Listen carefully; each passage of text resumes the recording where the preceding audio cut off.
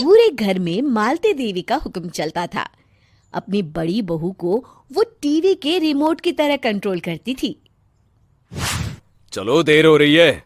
12 बजे से पहले लड़की वालों के यहाँ पहुंचना है। हाँ हाँ, चलती हूँ।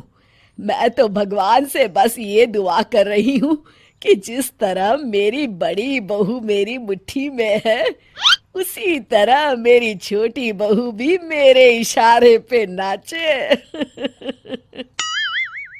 अरे भगवान, भला इस घर में किसकी हिम्मत है जो तुम्हारे खिलाफ जाने की हिमाकत करे। इस तरह मालती देवी अपने छोटे बेटे की भी शादी कर देती हैं।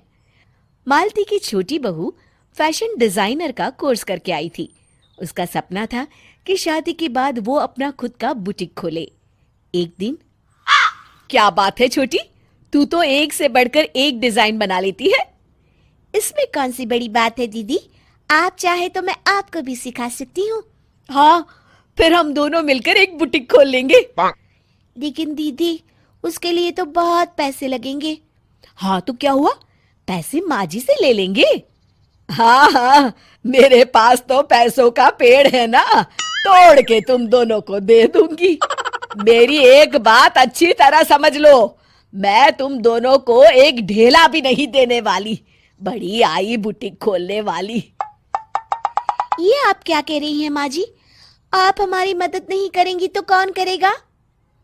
अरे अगर बुटीक खोलने का इतना ही शौक है तो अपने माँ बाप से पैसे क्यों नहीं मांग लेती? मेरे पैसों पर क्यों आंख गड़ाए बैठी हो तुम दोनों? इस तरह अपने इरादे स्पष्ट करके मालती देवी वहां से चली जाती है। अरे ये क्या दीदी, माँ जी तो साफ मुकर गई। अब हम क्या करेंगे? तू चिंता मत कर, बुटीक तो खुल के ही रहेगा। कहते हैं कि घी जब सीधी उंगली से नहीं निकलता तो उसे उंगली टेढ़ी करके निकालना चाहिए। माँ जी अपने आप को समझती क्या है?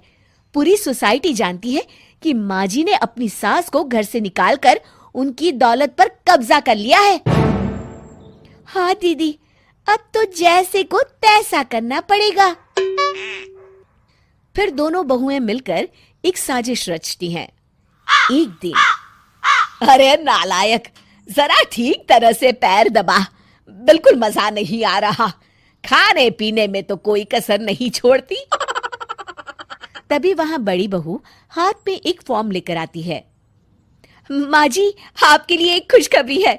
सरकार सभी बुजुर्गों को हर महीने 10,000 रुपये पेंशन देने वाली है। अरे ये क्या कह रही है तू?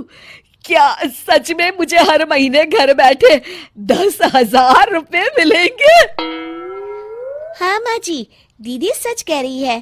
कल टीवी न्यूज में इस बारे में बता रहे थे।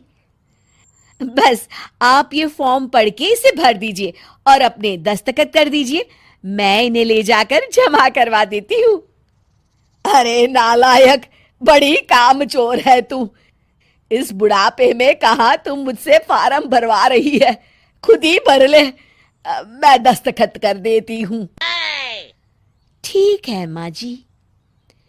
फिर बड़ी बहू बड़ी चालाकी से फॉर्म के पन्नों के बीच प्रॉपर्टी के पेपर छिपा कर रख देती है और उन पर मालती देवी के दस्तखत करवा लेती है।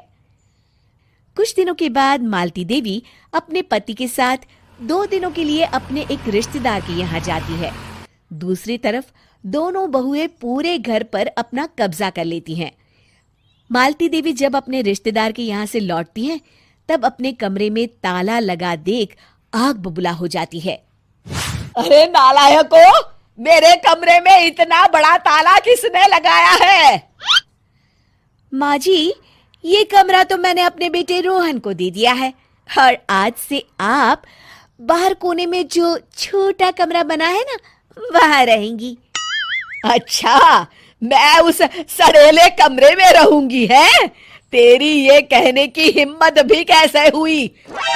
और मेरी इजाजत के बिना मेरा कमरा देने वाली तू होती कौन है? लगता है तू भूल गई, इस घर की मालकिन मैं हूं। तभी वहां छोटी बहू आती है।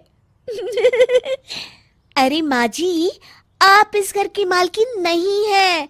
अब इस घर की नई मालकिन हम दोनों बहुएं हैं। ये देखिए, इन प्रॉपर्टी के पेपर पर आप ही के दस्तखत है। अरे भाग्यवान, ये तुमने क्या कर दिया? दस्तखत करने से पहले एक बार ठीक से पढ़ तो लेती।